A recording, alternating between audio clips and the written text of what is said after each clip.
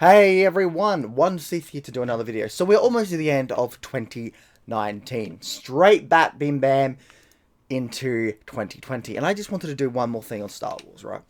I'll do more, but yes, of course, this is my Star Wars channel, so I'm going to do more Star Wars. So, my opinion on the Rise of Skywalker hasn't exactly changed. But I wanted to go back a bit, right? So I was looking through a lot of my older toys and stuff, and I found some old toys from when I was a kid from 1999. Yes, these are 1999. They actually have it stamped on there. And, well, these are the toys I had as a kid. Star Wars toys.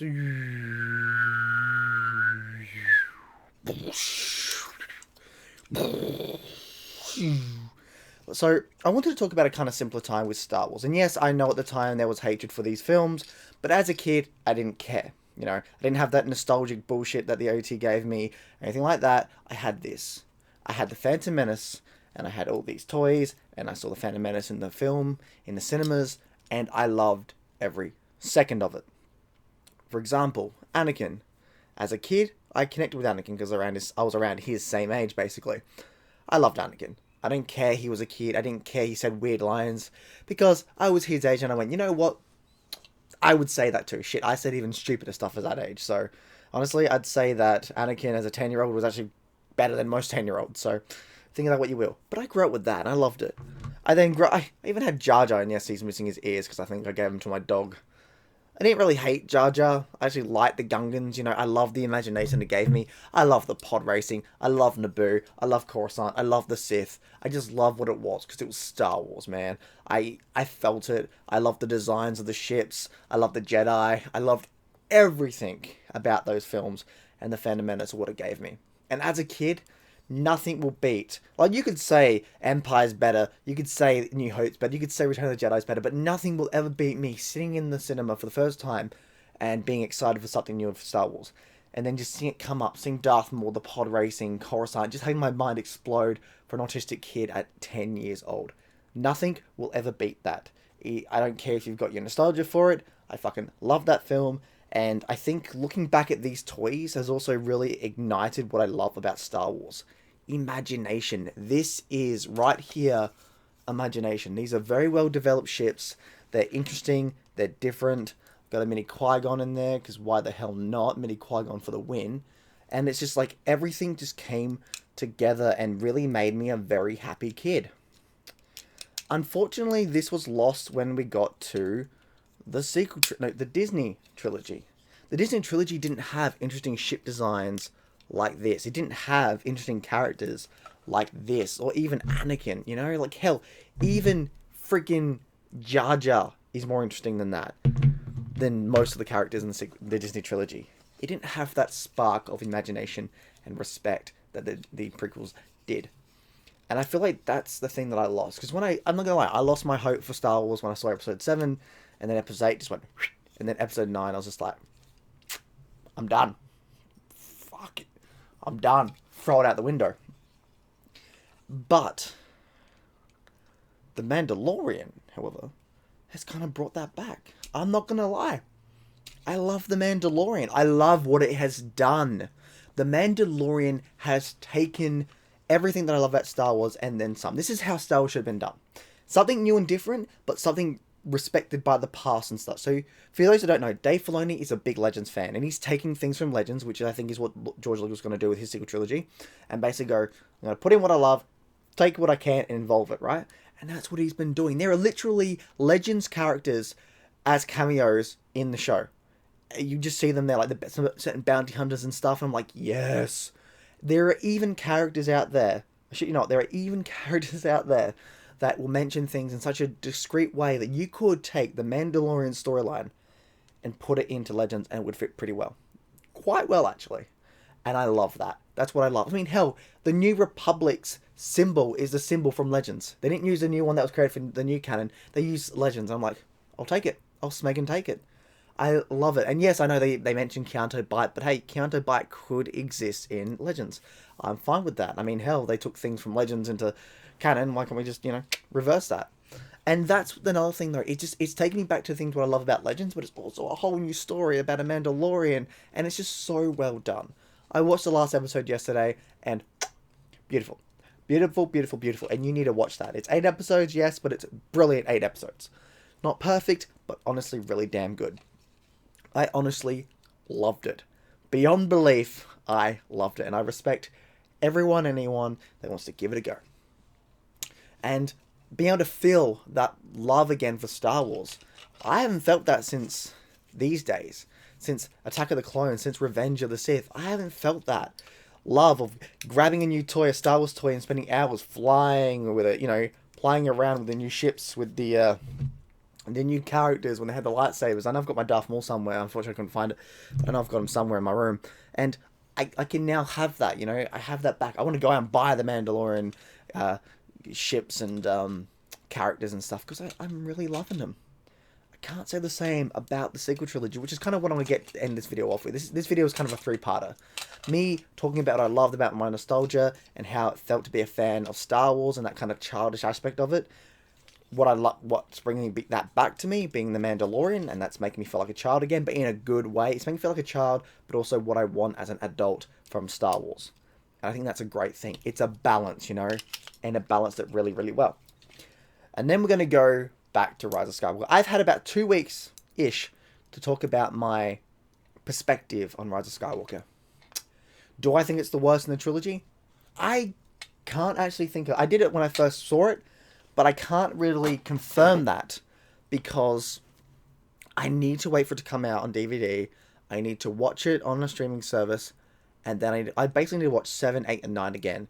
I still hate 7 because I just hate what it did with the Star Wars universe, and 8 just kind of threw it away, but 7 did the same thing with 6, and 9 did the same. It's funny how each one's basically thrown each other out the window. It's great. It's so stupid, but great. So I need to wait for it to come out. I need to go and watch 7, 8, and 9, and then I can kind of truly get my idea, because I only watched it once, and I'm only going to watch it once. Unless somebody comes and goes, hey, you want to watch Rise of Skywalker with me for free? Then I might go see it. But I got to kind of even it out. But what I can remember is this. What I can say is this. Well, it was definitely one of the most disappointing films I've seen. Disappointing Star Wars films. And I'm going to say this as well. Certain aspects can be fixed. First up, have it that there is actually a smegging Skywalker blood around. Give us Luke Skywalker fell in love with Mara Jade and she had a son called Cade Skywalker that Luke never knew about it. Just give us that. Just give us Cade Skywalker. Have it that he's exactly like Cade in Legacy. He's a fighter. He doesn't care about the Skywalker bloodline, and he's a bounty hunter.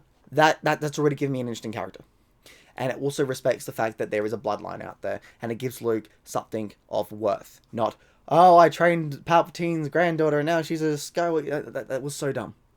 Make it possibly, make it that Ben didn't die, because it's funny how a lot of people are like, hang on here, and they took the shot of Ben falling back and dying, right?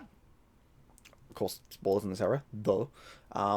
And it's great because you see it and his hair literally lifts up as he falls back.